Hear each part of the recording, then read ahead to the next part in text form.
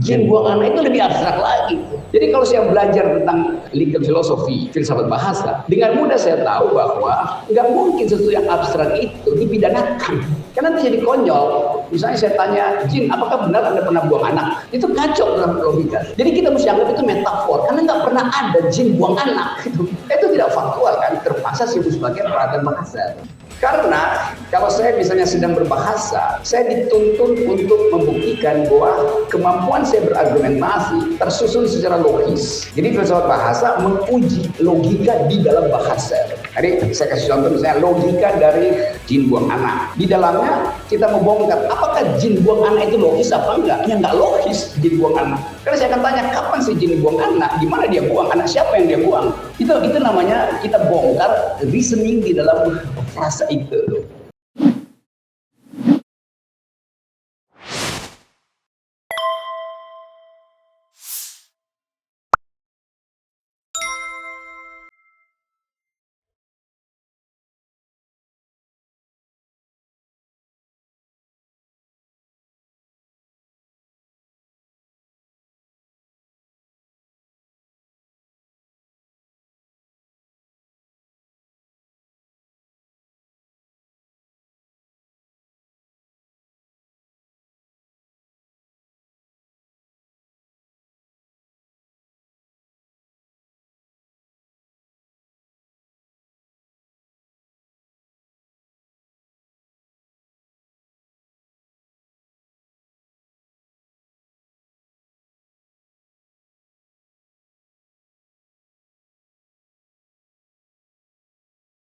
Saya mengajar filsafat, itu artinya mengajar semua jenis pengetahuan. Saya mengajar teori ilmu hukum, saya mengajar teori ilmu politik, teori ekonomi, teori sastra, juga teori bahasa. Jadi seringkali orang menganggap filsafat itu satu cabang ilmu. Di situ ngaconya. Filsafat itu the mother of sciences. Semua ilmu itu berinduk pada filosofi itu. Jadi ilmu ekonomi itu teknikalitas dari prinsip justice. Hukum itu teknikalitas dari prinsip keadilan. Jadi orang yang belajar filsafat pasti harus belajar semua hal itu, matematik segala macam. Karena itu saya ngajar ilmu ekonomi, saya ngajar ilmu hukum. Lalu orang bingung, kok ngajar semua? Ya memang begitu. Kalau jadi filosofis mesti ngajar semua itu. Anda sok tahu, memang saya tahu semua itu. Jadi itu intinya itu. Jadi saya mau terangkan sebetulnya supaya orang nggak gugup dengan profesi sebagai dosen. Saya mengajar di hampir semua universitas di UI itu. Saya mengajar di Fakultas Kedokteran, Medical Ethics. Orang bingung, Anda bukan dokter, kenapa ngajar di situ? Karena ada program etik dalam kedokteran. Saya mengajar teori ilmu pertahanan, saya mengajar di kepolisian. Karena diperlukan logika. Misalnya ilmu tentang legal reasoning, penalaran hukum. Itu saya ajarkan, yang mungkin nggak diajarkan di Fakultas Hukum. Karena saya baca semua kurikulum itu nggak ada. Jadi terkait dengan pertanyaan tadi, betul bahwa filsafat bahasa itu adalah upaya untuk mendeteksi di mana logika itu dipalsukan di dalam komunikasi politik. Itu intinya. Jadi dari awal saya perhatikan kasus ini, ada faulty argument di dalam reasoning tentang frasa. Itu pengantarnya. Nah, apa saja yang menjadi ruang lingkup filsafat bahasa itu? Terutama untuk mengetahui, tadi saya pakai istilah asing, faulty reasoning, gagal nalar. Misalnya soal metafor. Metafor itu ada bagian dalam upaya untuk mengaktifkan bagian yang kita sebut sensibility dari manusia. Kalau kita bikin bahasa pakai grammar, ya orang anggap itu bahasa teknis. Tapi kalau ada metafor jadi indah. Kalau saya bilang misalnya penasihat hukum bibirnya manis itu metafor. Karena saya tidak pernah mengetahui apakah saya pernah cium dia sehingga saya tahu dia manis atau pahit. Mungkin dia habis minum kopi padahal pahit. Tapi saya bilang manis karena itu bagian dari keseluruhan fisiknya tuh. Lain kalau saya sebut misalnya bibirnya dia itu betul-betul asam. Karena saya lihat faktual dia habis minum lemon, maka pasti asam secara logis begitu. Jadi itu sebetulnya, sehingga orang kadang-kala menganggap apa beda antara metafor dan yang disebut sebagai simile, kesamaan itu. Dalam kasus yang saya baca soal Edi Mulyadi, istilah IKN itu adalah metaforik karena dia abstrak. Istilah apa tadi?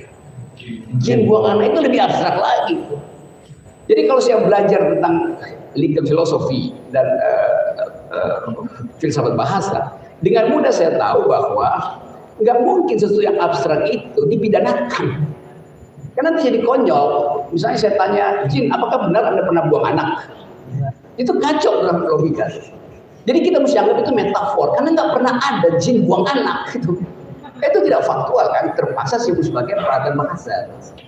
Jadi misalnya kalau saya lihat ini ada berkas tebal di meja penuntut umum tuh. Ini saya bisa duga ini isinya fakta. Tetapi yang kita persoalkan bukan fakta, metafornya. Itu bedanya itu. Jadi metafor adalah perumpamaan, bukan persamaan, itu bedanya. Kalau persamaan namanya simile tulisnya itu bahasa Inggrisnya. Kita baca dalam bahasa Indonesia simile. Kesamaan, bukan perumpamaan. Itu bedanya. Nah kalau kesamaan itu ada faktanya, kalau perumpamaan nggak ada faktanya. Itu intinya. Nanti saya mungkin terangkan lebih lanjut. Asal bagian ini dulu saya kira dipastikan. Terus apa saja yang menjadi objek filsafat bahasa itu? Filsafat bahasa berurusan dengan logika.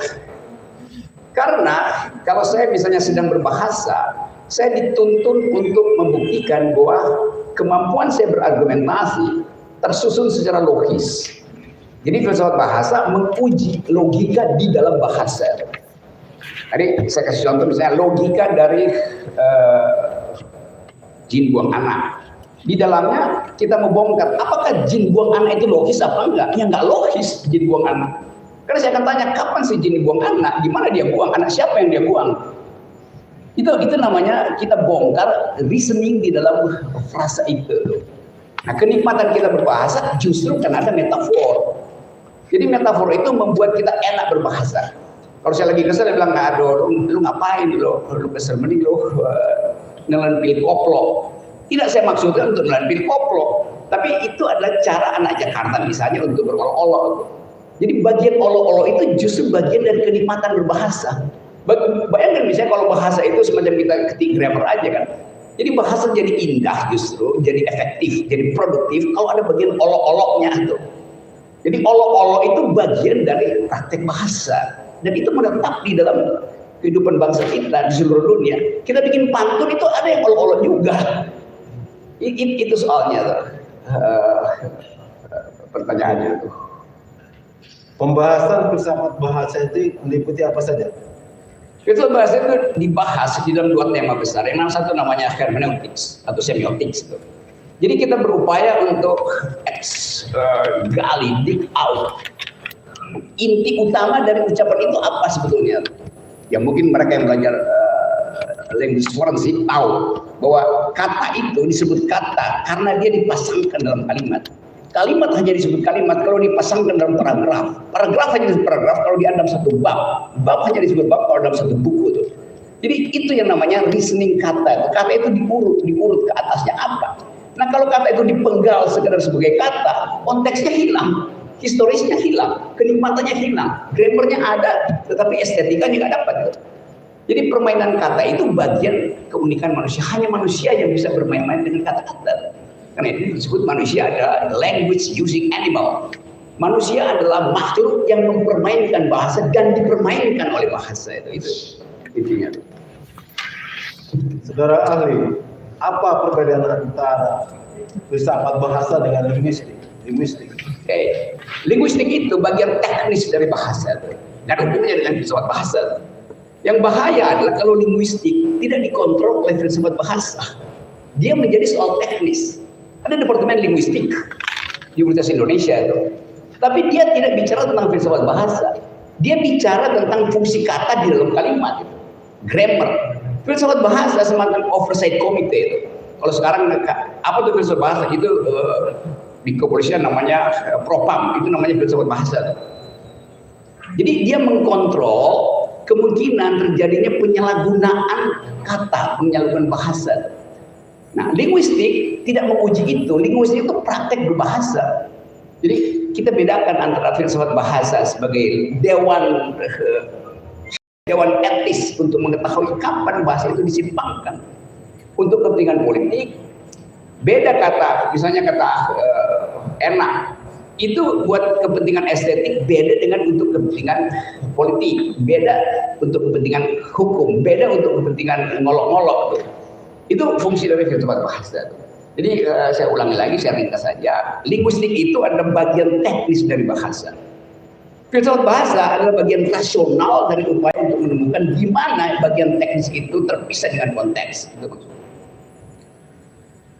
Ini ada kata-kata ya. Tolak ibu kota baru, IKN, proyek oligarki, melampau warnanya. Apa makna secara filsafat bahasa ini? Coba saya terangkan teorinya ya. Kalau kita bilang IKN itu bagus, saya pakai kata bagus. Itu di dalam bahasa Greek Yunani namanya, kita bayangkan IKN itu sebagai sebuah saya carikan istilahnya apa namanya ya, topos,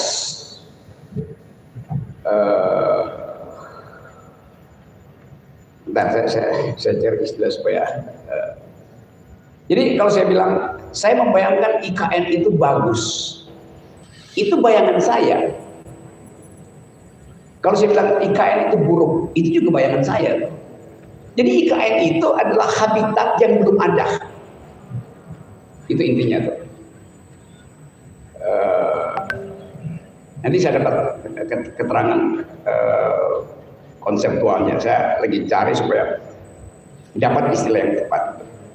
Kalau misalnya saya main musik, lalu saya bilang, oh musiknya indah gitu. Artinya ada harmoni di dalam musik itu, maka kita nikmati keindahan. Tapi kalau musiknya kacau, saya bilang di dalam musik itu ada kakofoni, ada kekacauan. Nah sekarang kalau saya bilang IKN itu indah, saya tanya pada diri saya, kenapa kamu bilang indah? Karena saya habis nonton presentasi Presiden Jokowi di laptop beliau. Termasuk uraian presiden bahwa IKN itu akan dibiayai tidak dari uang rakyat. Maka kita bilang, oh indah. Karena itu IKN bagus, nggak merampok hak saya, nggak merampok tetangga saya yang membutuhkan uang untuk anaknya sekolah, bukan untuk bikin IKN. Maka timbul imajinasi saya, oh itu indah, bagus itu. Tapi kemudian keindahan itu dibatalkan oleh berita kedua. Bahwa presiden akhirnya bilang, enggak, kita mau pakai 20% itu. Lalu berita ketiga, calon investor IKN itu kabur. Maka saya ubah imajinasi saya dari indah menjadi buruk. Kan itu dasarnya, kan nggak mungkin saya pertahankan keindahan itu. Setelah saya dengar musiknya, ternyata partiturnya berantakan, konduktornya nggak ngerti, no. Maka saya bilang, Anda bilang tadi kita diundang untuk mendengarkan orkestrasi yang di dalamnya ada harmoni, ternyata di dalamnya ada kakofoni. Kakofoni artinya bunyi-bunyian aja tanpa partitur, jadi nggak ada keindahan. Jadi kalau saya ditanya indah nggak ibu kota baru? Awalnya indah, tapi kok Anda berubah? Pak Rocky jadi kritisi, karena berbohong. Diundang untuk mendengarkan simfoni, ternyata yang kita dapatkan kakofoni. Dibayangkan bahwa ibu kota itu bagus, ternyata nggak ada amdal. Maka saya ubah di pikiran saya hanya mengubah di pikiran. Nah, saudara Edi Mulyadi mengubahnya dan mengucapkan bahwa itu adalah tempat jin buang anak. Sebetulnya saya juga berpikir begitu, tapi saya nggak dapat kalimat itu. Dia dapat, kenapa?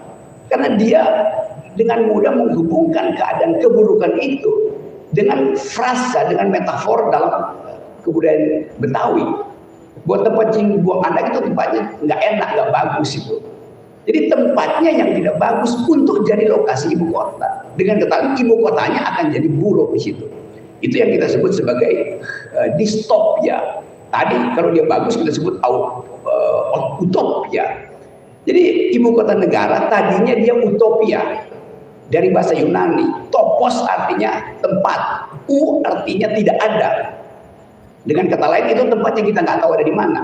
Tapi di dalam tradisi filsafat bahasa menyebutkan utopia itu artinya tempat yang bagus. Sebetulnya salah terjemahan. Kalau kita pakai grammar bahasa Yunani namanya eutopia. Eu artinya bagus. Tapi orang semacam Thomas More yang menulis buku Utopia 1500 tahun lalu memakai istilah utopia, bacanya utopia. U artinya bagus, topia artinya topos, itu tempat yang indah. Sebaliknya orang yang merasa tempat itu akan merusak lingkungan, dia akan bilang itu bukan utopia, itu distopia. Distopia artinya buruk. Jadi sebetulnya cuma permainan psikologi aja. Ada orang yang anggap, yuk kita akan punya ibu kota, akan punya utopia. Ada yang bilang, enggak, kita akan punya distopia.